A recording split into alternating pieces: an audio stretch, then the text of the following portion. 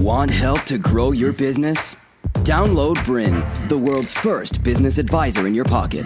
To find out more, visit BRiN.ai or search the App Store today.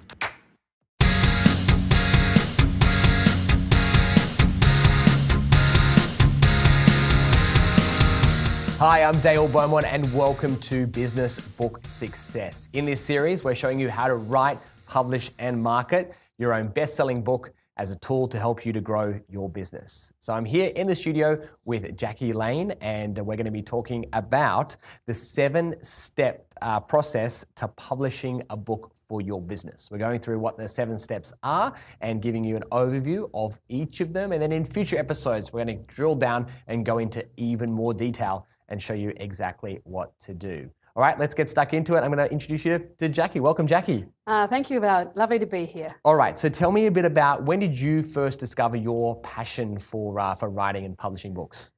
Really, when I came over here from New Zealand 30 years ago, I was commissioned by the Stock Exchange to write a book on entrepreneurs in Australia. And so I ran around Australia for 2.5 years and interviewed over 300 entrepreneurs and to write a book about them, and found that I just loved talking to the entrepreneurs and that I was actually quite good at writing about them.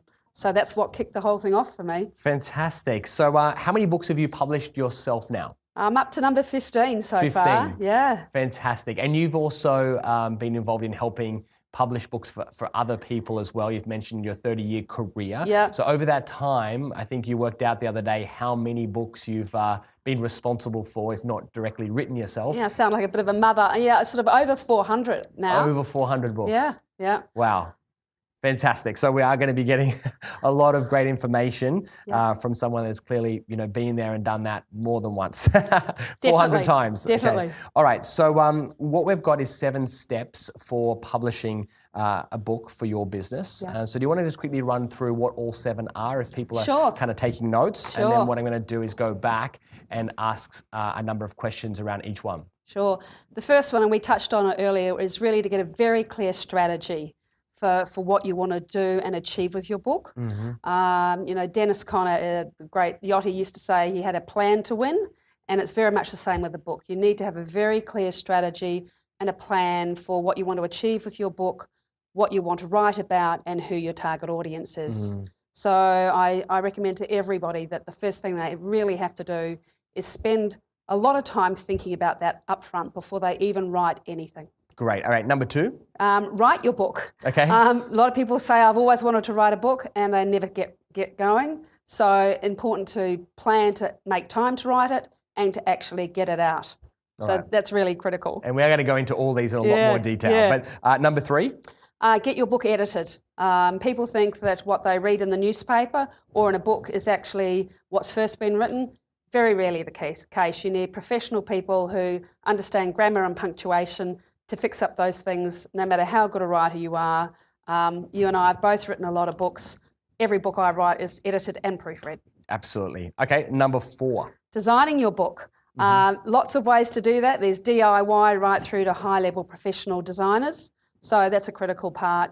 Also goes back to who your audience is and where that book's going to go. Yeah, and when we talk about design, we're talking about sort of laying out. And Yep, there's a technical absolutely. term that many people sort of will introduce people to, typesetting. Typesetting, Which yeah. is the word that we use to describe the layout of a book. Yeah. But also we have the cover as well, which is oftentimes critical. done separately. Yep. And then it's attached to the actual book. So that's number 4. What's number 5?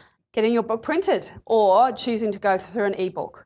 Different processes, knowing how to brief a printer is really important. So that whole process of actually physically creating your book, whether it's in digital or hard copy form. Okay, great. Number 6? Distributing your book, how to get it out there.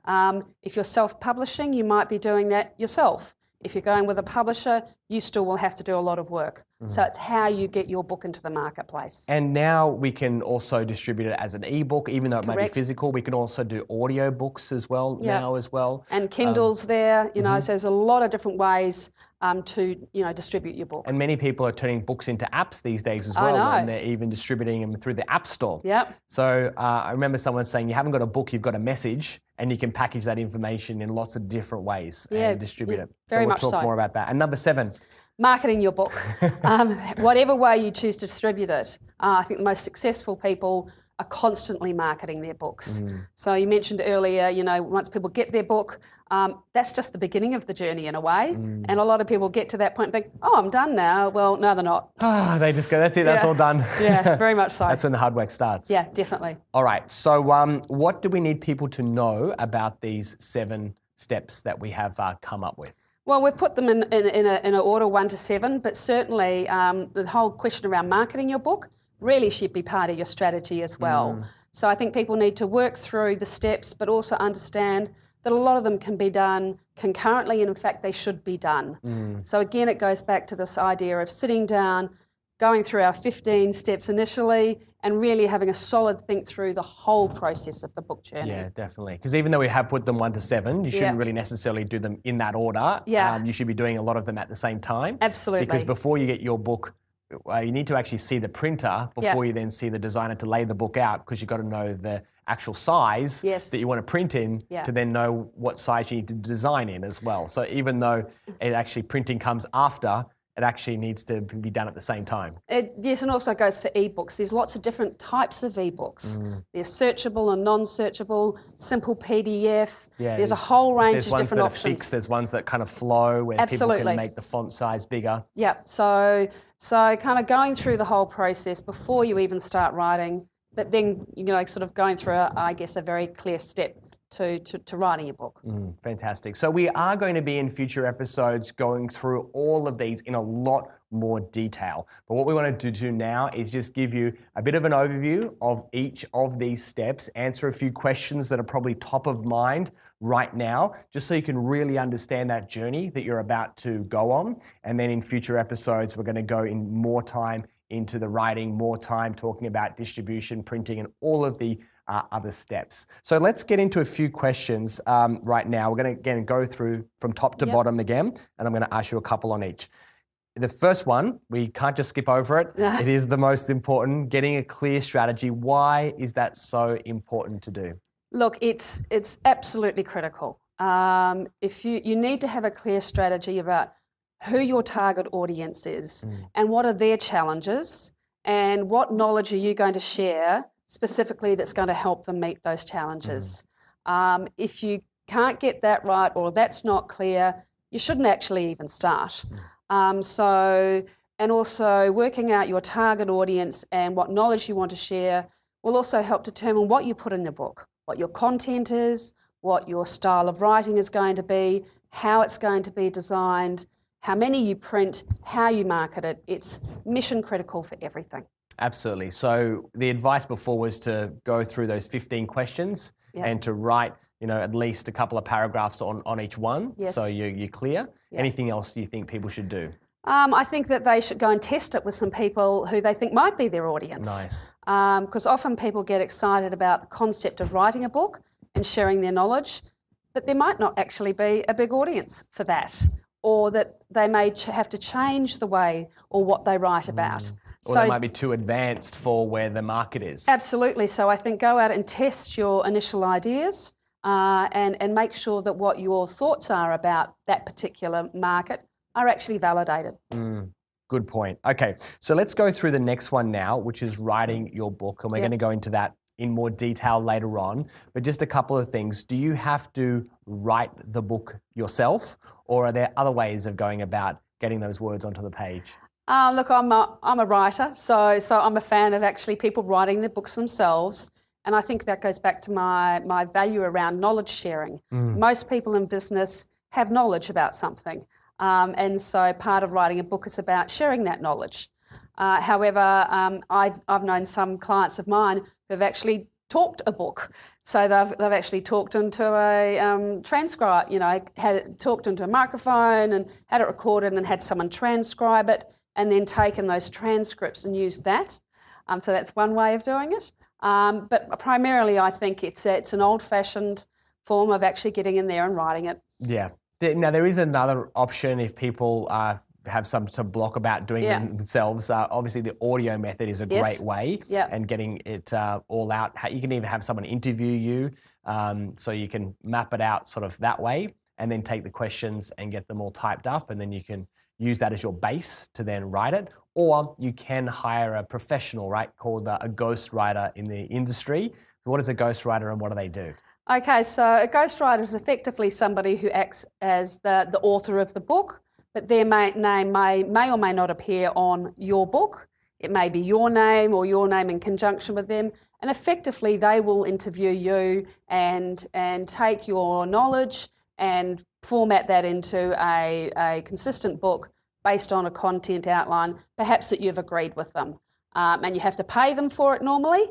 Although in some instances you might share royalties, again depends on what you're planning to do with your book. When it comes to the writing part, we'll come back to that in more detail. So let's quickly jump to the editing. So what is editing all about? And it's not just one editor. There's oftentimes a couple of different people that are involved just in that editing process. But first of all, let's talk about what it is and then why is it important? Why can't I just do it myself?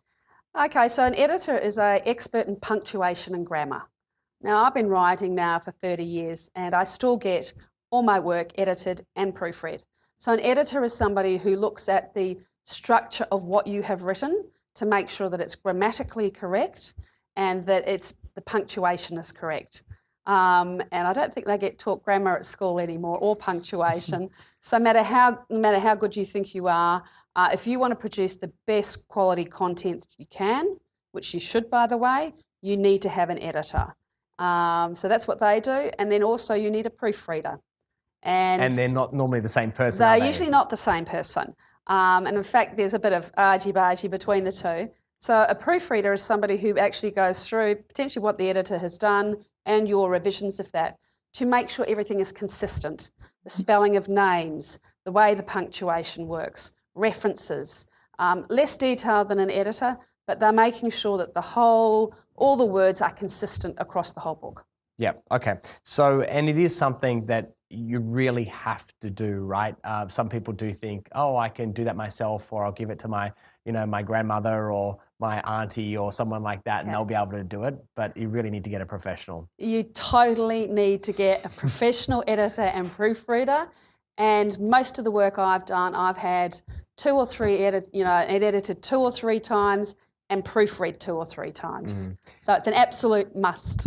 And I think you also have to prepare yourself, in advance, especially in the editing phase, that an editor, if they're doing their job, is going to give you feedback. And some of that feedback you might not like because, you might be going into too much detail or not enough detail, or it's confusing, or you've contradicted yourself, or there's many, many things that they can give you feedback on. So, and this is whereby you're going to be very attached to your work because you've put your blood, sweat and tears and lots of late nights and early mornings into writing it, but just be prepared that an outside person's perspective looking at it, they're going to give you a lot of feedback, and you have to be willing to take that feedback on board if you want to create a better quality product. And a really good editor is going to give you that feedback, and you have to be willing to take it on board.